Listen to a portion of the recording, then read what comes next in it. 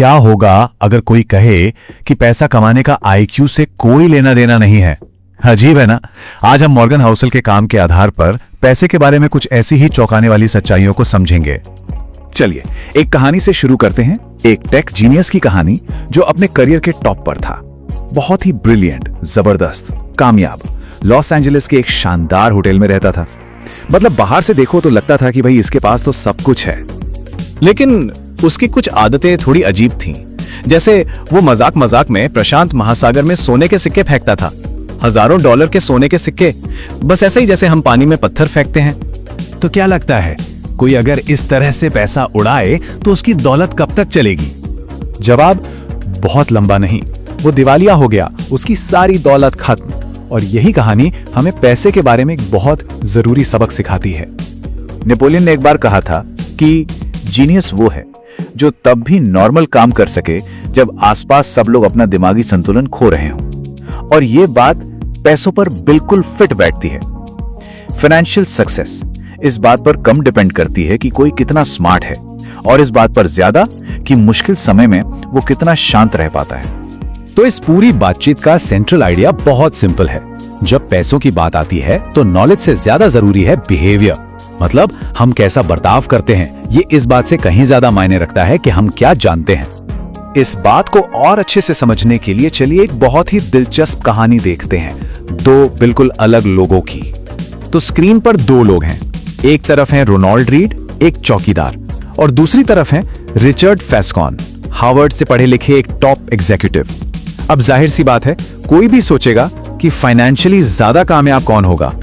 तो हुआ ये कि रिचर्ड फेस्कॉन जो हार्वर्ड से एमबीए थे, उन्होंने बहुत ज्यादा कर्ज ले रखा था और उनकी लाइफस्टाइल भी बहुत खर्चीली थी। और फिर आया 2008 का फाइनेंशियल क्राइसिस और वो बर्बाद हो गए।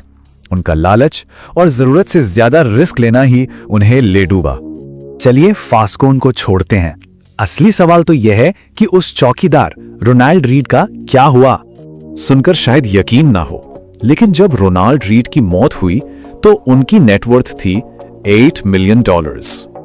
और उनकी स्ट्रैटेजी एकदम सिंपल, जो भी बचता था उसे बचाते थे, अच्छी बड़ी कंपनियों के स्टॉक्स में इन्वेस्ट करते थे और फिर दशकों तक इंतजार करते थे। बस इससे यह पता चलता है कि सही बिहेवियर बड़ी बड़ी डिग्रियों से कहीं ज्यादा ताकतवर हो सकता है। तो रोनाल्ड रीड की कहानी से बिहेवियर के इंपॉर्टेंस तो समझ आ गई, लेकिन एक और चीज है जिसे हम अक्सर नजरअंदाज कर देते हैं, और वो है किस्मत और रिस्क। ये दोनों जुड़वा भाई बहन की तरह हैं। इसका सबसे अच्छा उदाहरण है बिल गेट्स। उनकी सक्सेस स्टोरी में किस्मत का एक बहुत बड़ा, मतलब बहुत ही बड़ा रोल था। सोचिए 1968 में दुनिया में कितने स्कूल होंगे जिनके पास कंप्यूटर था? बहुत कम। बिल गेट्स का स्कूल लेक साइड उनमें से एक था। ये एक 1 in a million चांस था। और वहीं उनकी मुलाकात हुई पॉल एलन से। मतलब सही जगह, सही समय, सही लोग। ये किस्मत नहीं तो और क्या है। लेकिन जैसा मैंने कहा, किस्मत का एक जुड़वा भाई भी है, रिस्क। और इसे समझने के लिए हमें बिल गेट्स के एक दोस्त की कहानी जाननी होगी, जिनका नाम था केंट इवांस। केंट इवांस भी बिल गेट्स जितने ही टैलेंटेड और एम्बिशियस थे। दोनों ने साथ में बिजनेस करने का प्लान भी बनाया था, लेकिन किस्मत ने उनके लिए कुछ और ही लिखा था। ग्रेजुएशन से ठीक पहले एक पहाड़ चढ़ते हुए एक एक्सीडेंट में उनकी मौत हो गई। यह भी एक 1 in a million घटना थी, लेकिन नेगेटिव साइड पर। तो देखिए, एक ही जैसी काबिलियत वाले दो दोस्त, एक को किस्मत ने आसमान पर पहुंचा दिया और दूसरे को रिस्क ने दुनिया से ही उठा लिया। चलिए अब बात करते हैं एक ऐसी इंसानी फितरत की जो अच्छे अच्छे अमीर लोगों को भी ले डूबती है। यह है और चाहिए की भूख, कभी ना खत्म होने वाली भूख। एक बड़ी मजेदार कहानी है। एक पार्टी में लेखक कर्ट वॉनेगट ने अपने दोस्त जोसेफ हिलर से कहा कि एक हेज फंड मैनेजर ने एक दिन में उतना पैसा कमा लिया जितना हिलर ने अपनी सबसे फेमस किताब से पूरी जिंदगी में नहीं कमाया। तो जानते हैं हिलर ने क्या जवाब दिया? उन्होंने कहा, हाँ, लेकिन मेरे पास एक चीज है जो उसके पास कभी नहीं होगी, और वो है इनफ, यानी बस इतना काफी है वाली फीलिंग। और ये इनफ वाली फीलिंग ना होना ही बर्बादी का कारण बनता है। रजत गुप्ता को देखिए या बर्नी मैडॉफ को। इन लोगों के पास करोड़ों अरबों डॉलर्स थे, जरूरत से कहीं ज्यादा, लेकिन और के चक्कर में उन्होंने सब कुछ दांव पर लगा दिया। अपनी इज्जत, अपनी आजादी, अपना सारा पैसा। क्यों? क्योंकि उनके लिए कोई गोल पोस्ट था ही नहीं। इससे हम एक और जरूरी बात पर आते हैं। अमीर बनना और अमीर बने रहना, ये दो बिल्कुल अलग अलग स्किल हैं। जेसी लिवरमोर की कहानी को ही ले लीजिए। 1929 के मार्केट क्रैश में इस आदमी ने आज के हिसाब से करीब $3 बिलियन कमाए थे, लेकिन वो अमीर बने नहीं रह सके।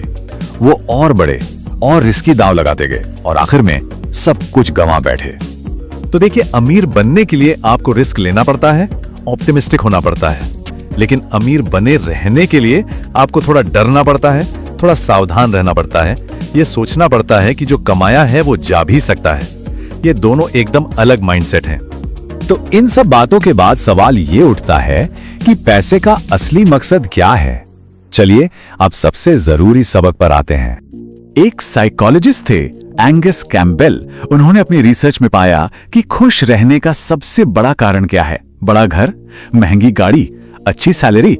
नहीं, सबसे बड़ा कारण है अपनी जिंदगी पर कंट्रोल होना।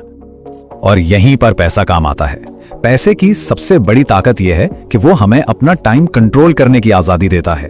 हर सुबह उठकर यह कह पाना कि आज मैं वो करूंगा जो मैं करना चाहता हूं, यही असली दौलत है। तो आखिर में सवाल यही है, क्या हम पैसे का इस्तेमाल और सामान खरीदने के लिए कर रहे हैं या फिर और ज्यादा आजादी खरीदने के लिए?